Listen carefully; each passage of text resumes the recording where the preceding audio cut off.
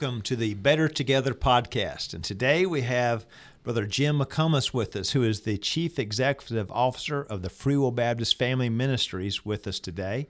Jim was born and raised in Northeast Ohio. He accepted Christ at the age of 6 and surrendered the call to ministry at the early age of 9. He pastored Canaan Free Will Baptist Church in Creston, Ohio for 21 years, during which time he led them through a complete relocation of their campus while the church enjoyed steady and consistent growth. During his ministry in Ohio, Jim was very involved in the community as well as the Free Will Baptist denomination, serving for many years on the board of directors of both the Wayne County Pregnancy Care Center and Ohio State Association of Free Will Baptist. For nearly 5 years, Jim worked for our denomination as Director of Church Revitalization for Free Will Baptist North American Ministries, and he traveled throughout the country where many of you have probably seen him before in that capacity. And so now he's there working with Free Will Baptist Family Ministries, and we're so glad that Jim has been able to stop in to see us today. So welcome to the Better Together podcast, Jim. Thank you. I'm honored to be here. Appreciate the invitation. Well, we're glad you're here. Tell us a bit about your ministry there at Family Ministries. Well, Free Will Baptist Family Ministries is an entity that has been, we just celebrated our 80th anniversary. We just had our homecoming a few weeks ago, and we are excited about what God is doing. It is operated by the Tennessee State Association of Free Will Baptist. It is Of course, 80 years ago, we began as a children's home there just outside of Greenville, but it has obviously grown throughout the years to where we now actually have 4 children's facilities where we take care of children on campus. The one there in Greenville, Tennessee. We have 3 children's facilities in Arkansas. And then, of course, we take care of the elderly. We have 3 assisted living centers, 2 in East Tennessee, 1 in Wise, Virginia. Then we have a 200-acre camp there just outside of Greenville where, of course, thousands of young people come throughout the year, and adults, too. We have different seminars and retreats throughout the year. We have a crisis pregnancy center, the Hope Center, there in Greenville. We are in the process right now of renovating the building next to the Hope Center, which is going to be a maternity home for unwed mothers. And we also have a full foster care program in the state of Tennessee. So that it's a lot of different ministries and facets of what we do. So you guys are involved in a lot of different ministries with people in a lot of different types of trouble, trying to be the hands and the feet of Jesus Christ, helping folks along. What can we do to support family ministries? Well, certainly, and I encourage, we are always looking for folks that are interested in ministry opportunities. I was at Welch while I've been here in town, and I was encouraging and was encouraged that several of the students stayed after to talk to me about opportunities with our ministry. We are always looking for Free Will Baptist folks.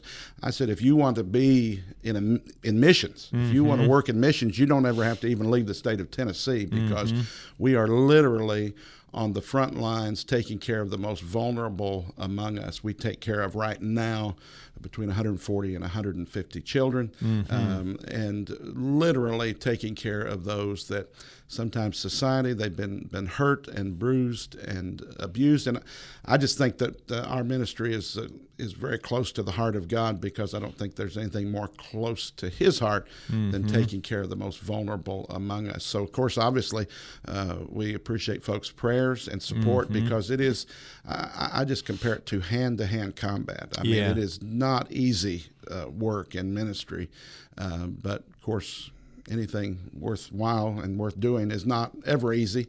And so we're excited, but we appreciate folks' prayers, obviously financial support, and we are always looking for folks. We love to have folks come and visit us.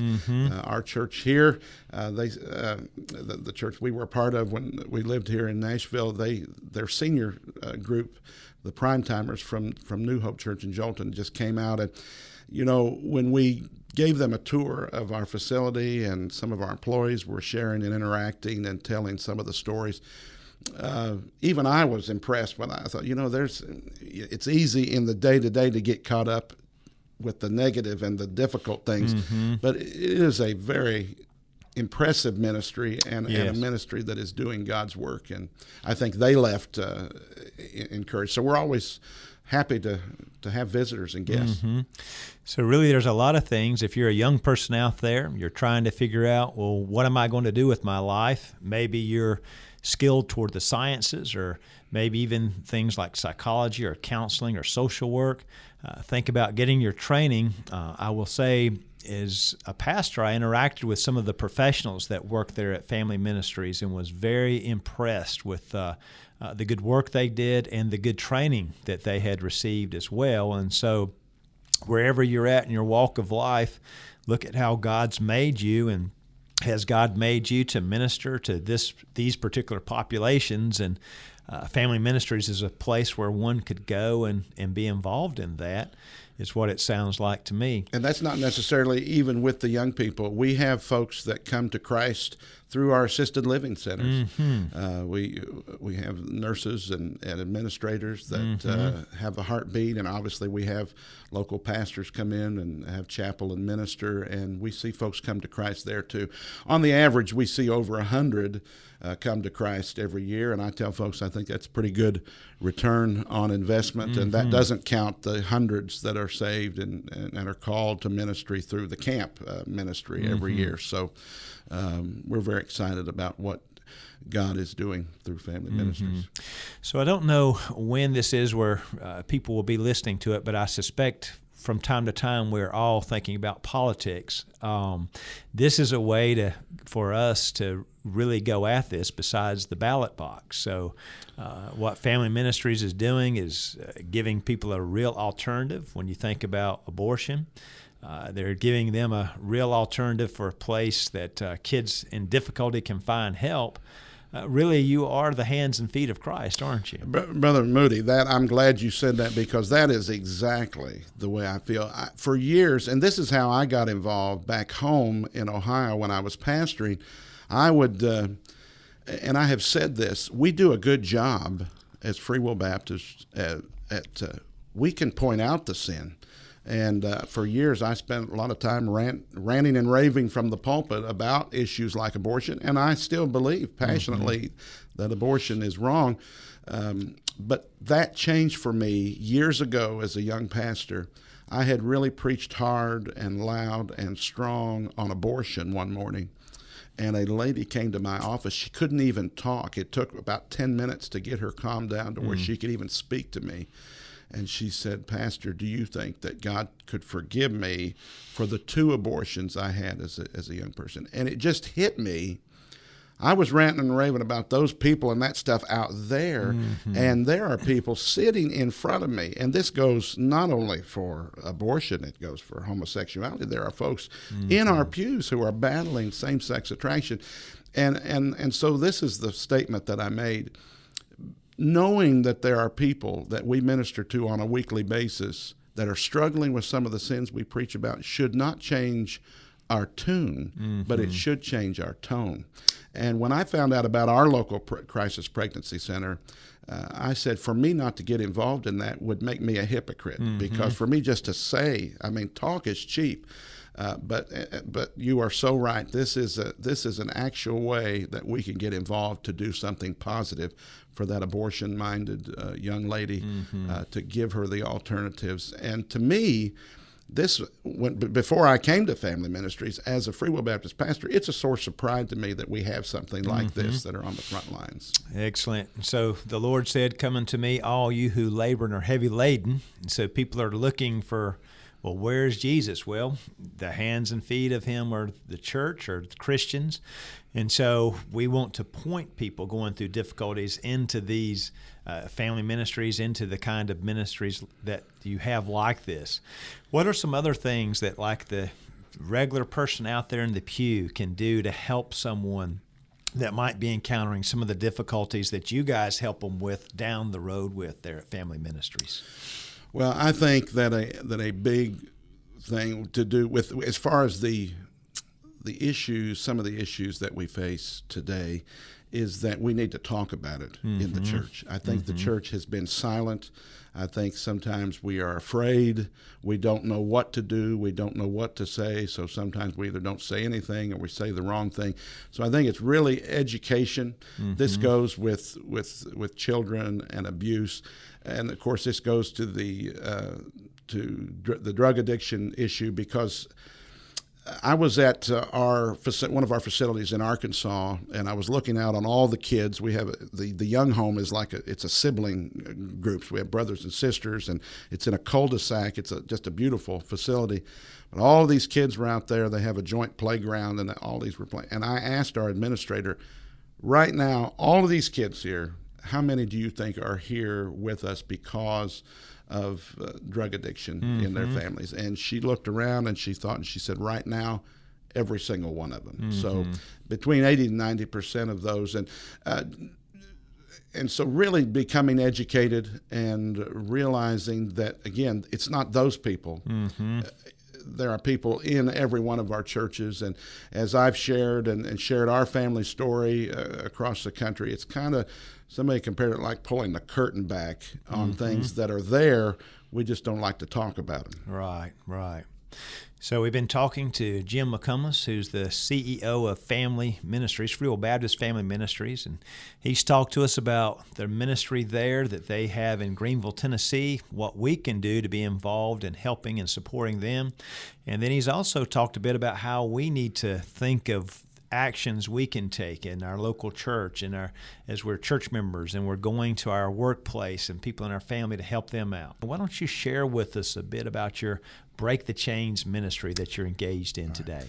Well, for those that may not be aware, of course, as you've already said, I was a local pastor in Northeast Ohio, and my wife and I raised our two sons there. Just a very average, very common Midwestern type background and upbringing in the very conservative, small town, rural area.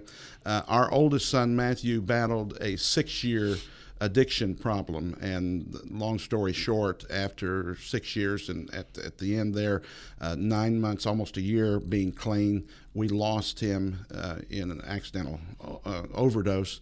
And so through his struggle, I never would ever want to use my children as a cheap sermon illustration. It was private, not because there was any shame, but just because out of respect to him and his fight. But it was his desire, it was Matthew's desire to get to a place where he could help others. Matter of fact, the last conversation we had, he had been at a church recovery meeting and was looking to try to reach out and help others. So I feel since his death that is something that I can do and our family can do to honor his memory. And so we started sharing. It's not something that I look forward to or I even promote, but it is something that is dear and near to our heart to try to share. And it has been amazing. I tell pastors there are several unreached people groups. If you want to grow your church, there are several groups of people in every congregation, every community that churches don't do a very good job at reaching. One of those is families who have lost children. And a lot of times, again, we don't know what to do. We don't know what to say. So the temptation is either to say, we have to say something, and sometimes it's the wrong thing. I have a pastor friend that lost his son in an automobile accident, and one of his church members came to the viewing and said, well, it's not that bad. You have another son. Like that was something that was supposed to encourage him at that time. So sometimes I say the wrong thing. And then we're afraid to do that, so we just don't do anything. That's an unreached people group in every community, in every church, because they are in every church. They come to me. I talk to them night after night. They come to me. They bring pictures of their families. They tell their story.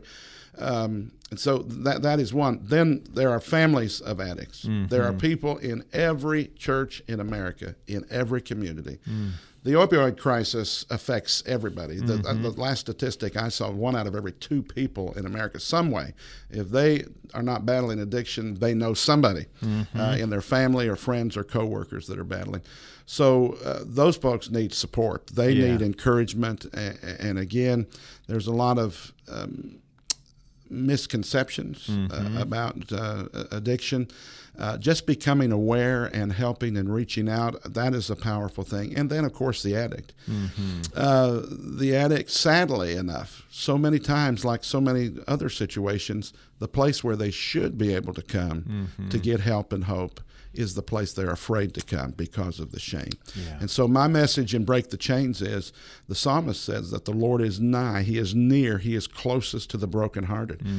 My message is very simple. If you are broken for any reason, whether it be sin, sorrow, sickness, circumstances, you are God's favorite.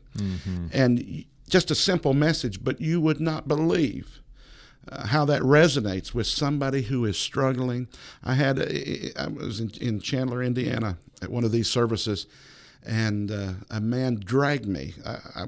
We hadn't even dismissed service. I was at the back taking the microphone off. He pulled me out in the hallway. He said, "I am a heroin addict. I have lost everything twice, and I'm struggling today. But you have given me today something I have never had, and that is hope." To hear a preacher in a pulpit say that I am God's favorite, he said, "You don't know what you've given me today." I can tell you story after story. A pastor's wife came to me after the service with tears streaming down her face. She had a surgery. She had got addicted, and that is the number one story I hear across this country. I had a surgery. I got the pills that the doctor prescribed. I liked them so well, after I couldn't get them from the doctor, I started stealing. She said to get them. I got arrested. I have 2 felonies. She said, "I'm a year clean." But she said, I'm not even comfortable giving my testimony in our church because the ladies in the church came to our house when she got arrested and gave her a message, and the message was twofold. You have destroyed your husband's ministry, and you have embarrassed and shamed our church. And then they left. Well, that's exactly not what somebody needs when they're down. They don't need to be, they need encouragement. So it's something I'm very passionate about. Like I said, it is a painful thing, but I feel it is the greatest honor and tribute that I can give to our son. I feel closest to our son when I'm doing this. I feel like we're doing it together, partnering together. Done them across this country, and I have seen God do some unusual things. And it is because breaking the chains begins by talking about these things, and we just don't do a very good job of that. And I feel like if I can do anything, just getting the conversation going, I feel like I will have had some success. Well, I think you've done that. I think it's getting a lot of people's attention, and obviously the people you're interacting with in the churches, you can see how they've responded. So as we're sitting in the pews, as we're going about at our churches, a couple of things that Jim just told us we should really take into account. And one of the things he mentioned was the pastor who was told that terrible thing by the church member, "Hey, at least you have another son." So, the Scripture talks a bit about Paul there in 1 Corinthians 9, talks about how he put himself in the shoes of other people so that he might win some. So one of the things that's helpful for us is to think, well, what is this person going through? What is this person experiencing? And so maybe it's not the best time to quote Romans 8:28, as we're trying to say the right things, and sometimes we say things that are more hurtful. Another thing I hear you saying is, like, this pastor's wife was so ashamed, and the church should have been there for her, and instead they really were making things worse, is to realize the church is the place for broken people. We're all broken in some way. And so I think also people don't tell things because they're afraid of it being spread all throughout. And so maybe we make sure we don't gossip. It's like the cancer within the church. We listen to other people and remember we all have sinned and fallen short. That's kind of Jesus' message when that woman's caught in adultery there is, hey, you've all committed sin. And he was there working with her as we should work with others around us. And so it's quite a message that you're taking out there, Jim. And there is a Matthew's house, too, isn't there, in Indiana? That's right. That's in the process. That was, I mentioned being in Chandler, Indiana, Faith Free Will Baptist Church there, and Pastor Daniel Edwards. We had a Break the Chains service, and so the concept is, because a very vulnerable time for an addict is that time after maybe they get out of jail and they need someplace to stay, maybe commanded to be in a sober living environment. A lot of times they burn so many bridges, the addict has, with their friends and family, that they have no place to go. So that turns them and sends them back to the very people and the very atmosphere that got them in trouble. So it's a vicious cycle.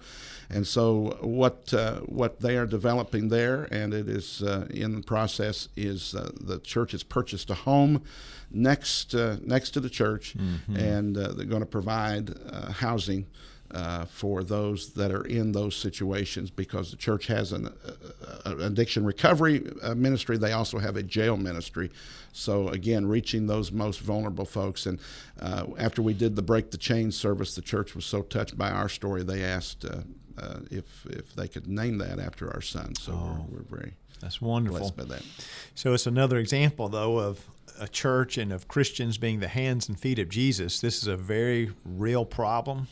So someone's addicted, someone gets sober, you go back in that same environment. It's so easy to get back involved in those same situations. So here's a church and other Christians coming together, doing something better together, providing a resource to help folks to stay clean and to have a far better life, a far different life. And I just want to say to you, Dr. Moody, that I am so grateful that God has placed you in the position that you are in now, because I think you can really help in educating folks and helping folks who say, well, those people are just weak people and they just need to pray more.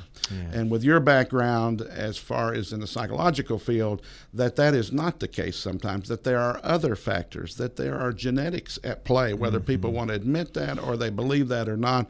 It is the facts. Mental illness plays into a factor. A person who is struggling with some kind of depression or mental illness is 2 to 3 times more likely to become an addict. There are other things at play. And so I appreciate the ministry that you have and the place that God has placed you at this time in our denomination.